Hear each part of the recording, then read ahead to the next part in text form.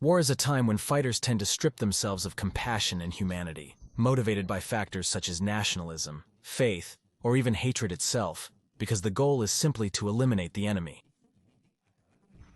However, in the context of World War I, the second deadliest military action in history, there was a brief period that was the exception.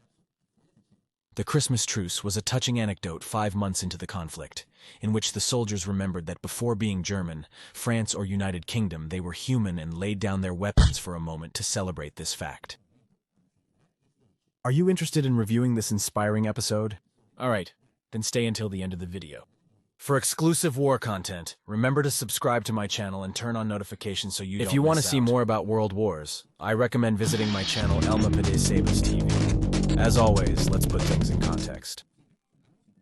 The First World War had begun on July 28, 1914, and by then, the combatants were Russia, the United Kingdom, France, Belgium, Republic of Serbia, and Montenegro on the side of the Allies, and the German, Austro-Hungarian, and Ottoman empires on the side of the Central Powers. By the early days of December, the Germans had already conquered Belgium and part of northern France in the west, as well as a stretch of the Eastern Front. Russia had ventured into Austria-Hungary, who in turn was attacking Republic of Serbia. A significant battle was occurring in the Caucasus between the France and Germans. In the Caucasus between the France and the Russians. But anyway, the front that concerns us now is the Western one, where primarily Germany was against Belgium, United Kingdom, and France.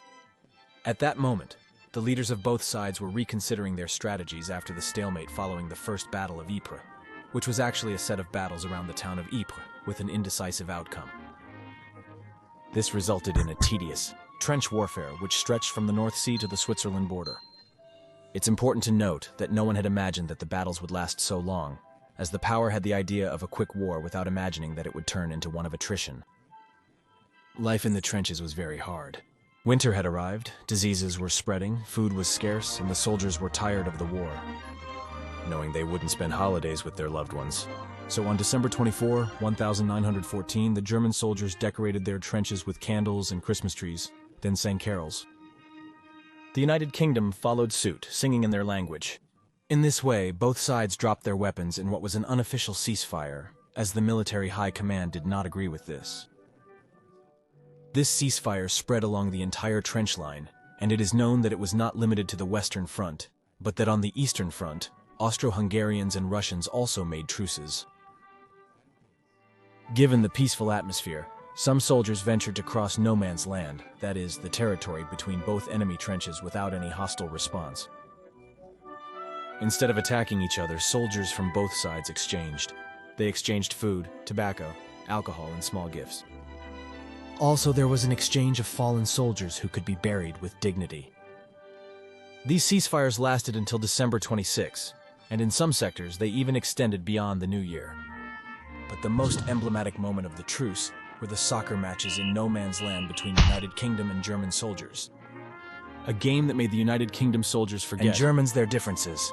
For this reason, in December 2014, UEFA inaugurated a monument in Ypres, Belgium at the place where the match was presumably played, as a tribute to those soldiers who experienced such a moment of fraternity. Although after this brief ceasefire, both sides returned to hostilities, the Christmas truce has perpetuated in history as a moving episode that shows that beyond our differences, deep down, we are all human.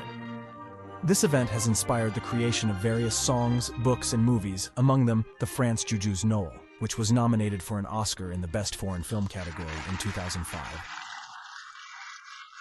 More than a century later, the legacy of those fighters endures, and will continue to be alive and remembered every Christmas.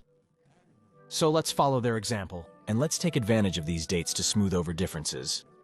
From Sabas's map, we wish everyone a Merry Christmas. Don't forget to leave your comment, and if you liked this video, support me with a like and subscribe to my channel. You can also follow me on my social networks, and if you're interested in supporting this project, any donation on Patreon where we can talk about history is welcome. See you next time.